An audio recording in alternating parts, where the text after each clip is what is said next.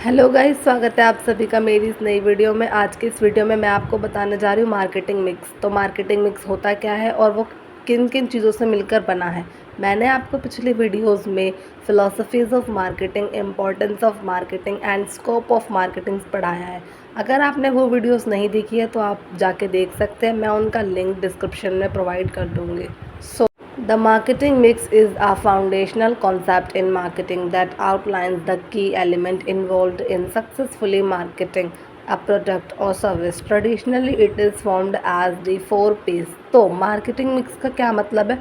Marketing mix एक ऐसा concept है जो मार्केट को आउटलाइंस करता है कुछ एलिमेंट्स के साथ। वो एलिमेंट्स क्या है वो हम आगे पढ़ेंगे और उन एलिमेंट्स को हम 4 P's के नाम से जानते हैं। तो चलिए आगे देखेंगे 4 P's क्या होते हैं, पर मैं आपको बता देती हूँ कि 4 P's कौन कौन से हैं हमारे।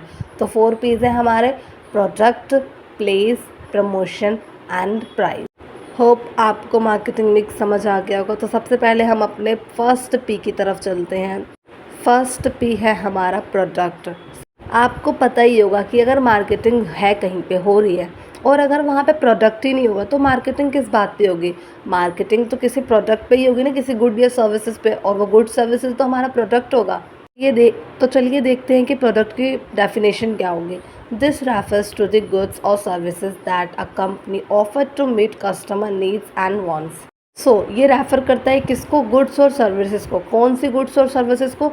जो कंपनी प्रोवाइड करती है कस्टमर के नीड के अकॉर्डिंग।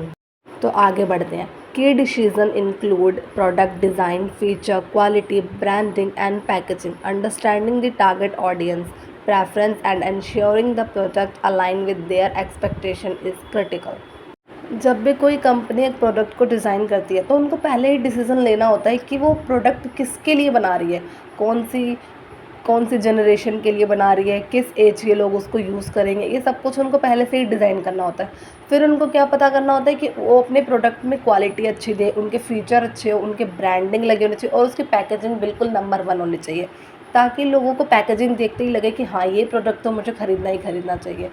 तो वो डिज़ाइन कस्टमर की नीड्स को देखकर प्रोडक्ट को डिज़ाइन करते हैं, उनकी सारी एक्सपेक्टेशन उसमें होनी चाहिए। तो ये हमारा मार्केटिंग मिक्स का फर्स्ट P था। नाउ अब हम अपने सेकंड P की तरफ चलते हैं। तो देखते हैं हमारा सेकंड P क्या है।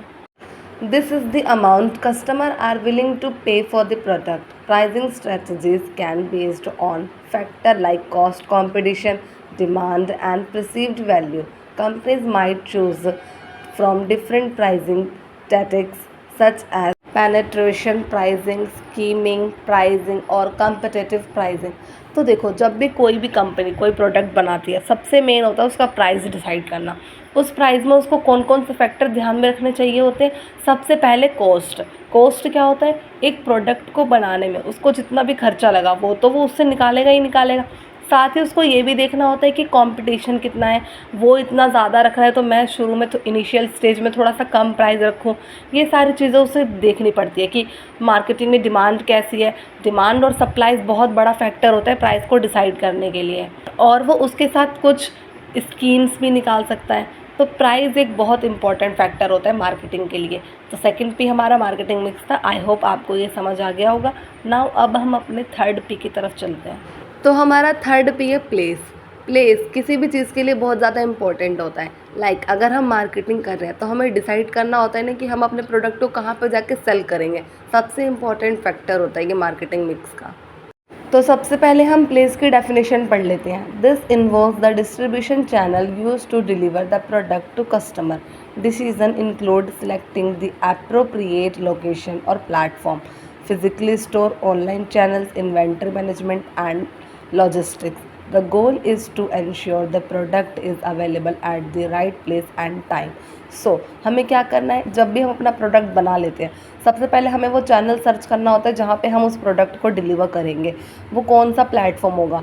वो हमारा ऑनलाइन प्लेटफॉर्म भी हो सकता है, ऐसी फिज़िकल प्लेटफॉर्म भी हो सकता है। हमें सब कुछ इंश्योर करना होता है कि हमें हमारे प्रोडक्ट को कहाँ पे जाके सेल करना, कौन सा राइट टाइम है किस प्रोडक्ट को कहाँ पे राइट जगह पे पहुँचाने के लिए।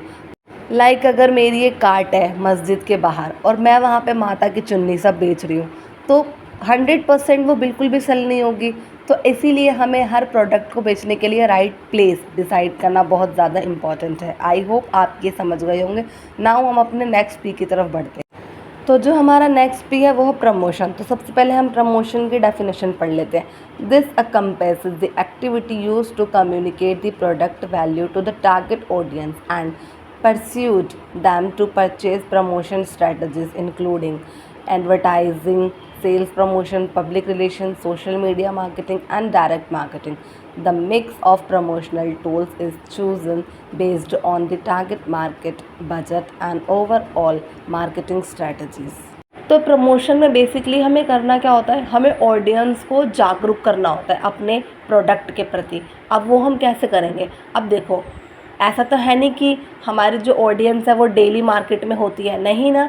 तो हम उनके थ्रू अपने प्रोडक्ट को कैसे पहुंचाएं कि वो घर बैठे भी रहे और उन्हें हमारे प्रोडक्ट के बारे में सारी जानकारी मिल जाए। सो हम क्या कर सकते हैं, इसके लिए एड्स चलवा सकते हैं, मतलब हम एडवर्टाइजिंग कर सकते हैं, सेल्स का प्रमोशन करेंगे। मान लो हमारे बहुत अच्छे कस्टमर, पब्लिक रिलेशन से हो सकता है कि हम अपना प्रोडक्ट बेच रहे हैं और उनको हमारे ऊपर ट्रस्ट है, तो वो जाके अपने फ्रेंड्स को बोलेगा ना, हाँ मैं इस ब्रांड का ये सामान यूज़ करता हूँ और ये बहुत ज़्यादा बेस्ट है। तो क्या वो उससे इन्फ्लुएंस होकर वो सामान नहीं खरीदेगा? ज़रूर खरीदेगा। और आजकल जो बहुत ज़्यादा ट्रेंड में चल रहा है सोशल मीडिया मार्केटिंग, मतलब वो अपने इंस्टाग्राम के पेज पे, फेसबुक के पेज पे, यूट्यूब के पेज पे अपने प्रोडक्ट्स के बारे में डाल सकता है, क्योंकि आजकल की जो यूथ है वो ज़्यादातर सोशल मीडिया मार्केटिंग को ही प्रेफरेंस देती है। और साथ ही हम डायरेक्ट मार्केटिंग भी कर सकते हैं, हम डायरेक्टली कस्टमर से जाके कन्वर्सेट कर सकते हैं। तो यही चारों थे हमारे सबसे ज़्यादा मेन 4 पीस। और भी पीस हैं पर मेनली यही पीस है, यही पेपर में पूछे जाते हैं, यही एग्ज़ाम में रिपीट होते हैं।